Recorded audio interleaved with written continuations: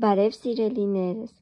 միասին տեսնենք, թե ինչ եղավ մատնաչափիկի հետ, ընթերցելով հեքիաթի շարունակությունը։ Գնացինք։ Շուտով հարևանն իսկապես նրանց հյուր եկավ։ Ճիշտ է, նրա մուշտակը շատ շքեղ էր, սև թավշից, ու նաև դաշտամկան ասելով նա կրթված էր և շատ հարուստ, իսկ նրա տունը համարյա 20 անգամ մեծ էր մկան բնից, բայց նա տանել չէր կարողանում արևը և հայհոյում էր բոլոր ծաղիկները, չէ որ կյանքում երբեք ոչ մի ծաղիկ չէր տեսել։ Տանտիրուհի Մուկը մատնաչափիկին ստիպեց երգել թանկագին հյուրի համար և աղջիկը կամա երգեց երկու երգ՝ «Թռիր, թռիր բզեզիկ» և արտերում թափառում է վանականը։ Այն էլ այնքան լավ, որ Խլուրդը հիացմունքից ապշեց ու սիրահարվեց, բայց ոչ մի բառ չասաց, նա այնքան խիստ էր, ծանրաբարո և քչախոս։ Վերջերս Խլուրդը մի երկար գետնուղի էր փորել իր տնից մինչև դաշտամկան բույնը և թույլ տվեց մկանն ու աղջկան զբոսնել այնտեղ ինչքան ուզենան։ Խլուրդը խնդրել էր, որ նրանք չվախենան այնտեղ ընկած մեռած թռչունից։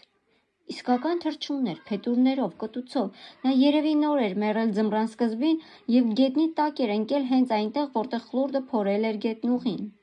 Խլուրդը բերանում փտած փայտի մի կտոր էր պահել, որը մթան մեջ մոմից վատ չէր լուսավորում, և գնում էր առջևից, ճանապարհը ցույց տալով։ Երբ հասան այն տեղին, որտեղ ընկած էր թռչունը, Խլուրդը սկսեց իր լայն քթով խփել առաստաղին, մինչև դրա մեջ անցք բացարեց։ Ցերեկվա լույսը թափանցեց ստորգետնյա անցումի մեջ, և մատնաչափիկը տեսավ մեռած ծիծեռնակին։ Երևի խեղճ թռչնակը ցրտից է զոհվել, նրա թևերը պինդ կպած էին մարմնին, ոտքերը և գլուխը թաքնված էին փետուրների մեջ։ Մատնաչափիկը նրան շատ խղճաց։ Նա այնքան էր սիրում այդ ուրախ թեթևաթռիչ թռչնակներին,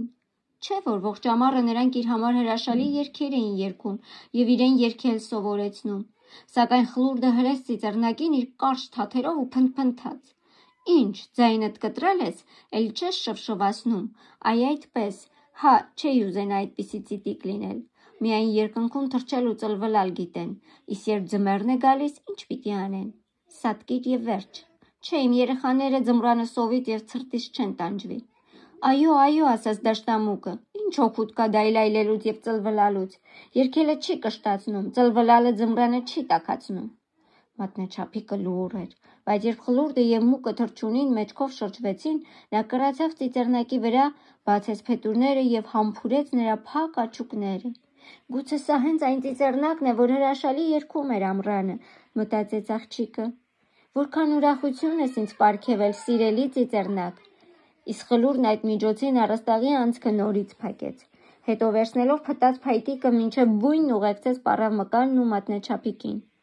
Գիշերը մատնաչափիկը քնել չէր կարողանում։ Նա վեր կացավ անկողնուց, 4 ցողուններից մեծ գոր գործեց և մտնելով ստորգետնյա անցումը դրանով ծածկեց մեռած թռչնակին։ Հետո դաշտամկան մառանում տաք բմբուլներ, չոր մամուռ գտավ և ծիծեռնակի համար բնի պես մի բան սարքեց, որ սառած հողը նրա համար այդքան կոշտ և ցուրտ չլինի։ «Մնաս բարով, սիրելի ծիծեռնակ», ասաց մատնաչափիկը, «մնաս բարով։ Շնորհակալ եմ, որ ամռան ինձ համար երգում էիր քո հրաշալի երգերը, երբ ծառերը դեռ կանաչ էին, իսկ արևը լավ էր տաքացնում»։ Եվ նա գլուխը դրեց թռչնակի կրծքի փափլիկ փետուրներին, և հանկարծ լսեց, որ ծիծեռնակի կրծքում ինչ-որ բան հավասարաչափ բաբախեց։ Թըխ, թըխ, սկզբում կամաց, իսկ հետո ավելի ու ավելի ուժգին։ Ծիծեռնակի սիրտն էր սկսել բաբախել։ Ծիծեռնակը մեռած չէր, նա ցրտից քարացել էր, իսկ հիմա տաքացավ ու կենդանացավ։ Աշնանը ծիծեռնակները չովում էին տաք երկրներ, իսկ եթե մեկն ուշանում էր, ապա ցրտից քարանում էր, մեռածի պես ընկնում գետնին և նրան ծածկում էր ձյունը։ Այդպես էր եղել նաև այն ծիծեռնակի հետ, որին տաքացրեց մատնաչափիկը։ Երբ աղջիկը հասկացավ, որ թռչունը կենդանի է, և ուրախացավ, և վախեցավ։ Չէր կարող չվախենալ։ Չէ՞ որ իր կողքին ծիծեռնակը հսկա էր թվում, բայց մատնաչափիկը սիրտ առավ, իր գործած գորգով լավ ծածկեց ծիծեռնակին, իսկ հետո վազեց բույնը, դաղձի տերևիկներ բերեց, որոնցով ինքն էր ծածկվում վերմակի փոխարեն, և դրանցով փաթաթեց թռչունի գլուխը։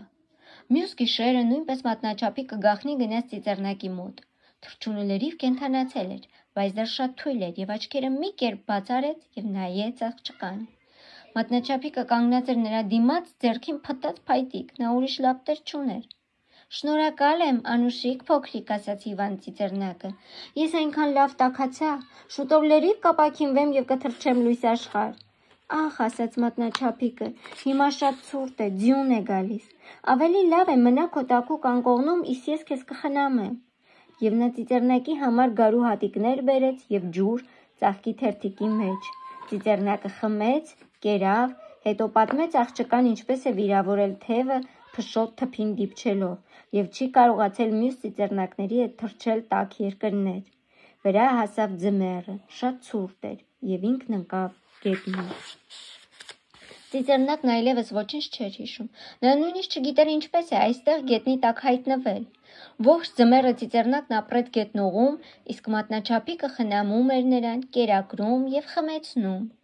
Ոչ խլուրդին, ոչ էլ դաշտամկանը նա ոչ մի բառ չէր ասել այդ մասին, չէ որ երկուսն էլ բոլորովին չէին սիրում թռչուններին։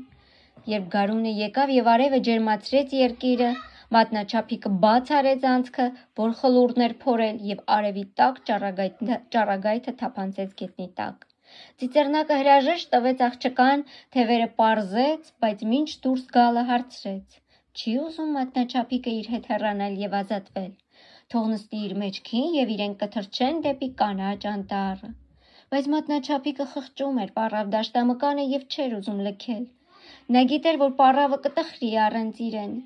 «Չէ, ինձ չի կարելի», արսաց աղջիկը հառաչելով։ «Ինչ արած»։ «Ուրեմն մնաս բարով մնաս, Անուշիկ աղջիկ», ծլվլաց ծիծեռնակը։ Մատնաչափիկը նայում էր նրա հետևից եւ արցունքները կաթում էին աչքերից։ Նա էլ էր ուզում դուրս գալ գետնի տակից եւ շատ տխուր էր, որ բաժանվել է ծիծեռնակից։ Ծիվ, ծիվ, ծիվ, վերջին անգամ ճռվողեց ծիծեռնակը եւ կորավ կանաչ անտառում։ Իսկ մատնաչափիկը մնաց մկան բնում։ Նրա կյանքն օր-օրի ավելի վատն էր դառնում, ավելի ձանձրալի։ Պառավ մուկը թույլ չէր տալիս, որ բնից հեռու գնա, իսկ շրջակա դաշտում բարձր ու հաստ հասկեր էին աճել, եւ թվում էր մատնաչափիկը թավ անտառում է։ Եվ ահա մի անգամ պառավ մուկն ասաց մատնաչափիկին. «Մեր հարևանը, ծեր խլուրդը, եկել էր ձեռքդ խնդրելու։ Հիմա դու պետք է պատրաստես օժիտդ։ Դու պատվարժան մեկի հետ ես ամուսնանում եւ պետք է որ դու ամեն ինչ տեղը տեղին ունենաս»։ Եվ մատնաչափիկը ստիպված էր ամբողջ օրը թել մանել։ Պառավ մուկը վարձեց 4 սարդերի։ Նրանք օր ու գիշեր նստած էին մկան բնի անկյուններում եւ սուսուփուս իրենց գործն էին անում, տարբեր գործվածքներ էին հյուսում եւ ժանյակներ ամենաբարակ սարդոստայնից։ Իսկ թե ամուսնացավ մատնաչափիկը խլուրդի հետ, թե ոչ, կիմանաք դիտելով հաջորդ տեսանյութը։ Սեղմելով զանգակոճակը, խնդրում եմ բաժանորդագրվեք իմ ալիքին, բաց չթողնելու համար մյուս տեսանյութերը։ Ցտեսություն։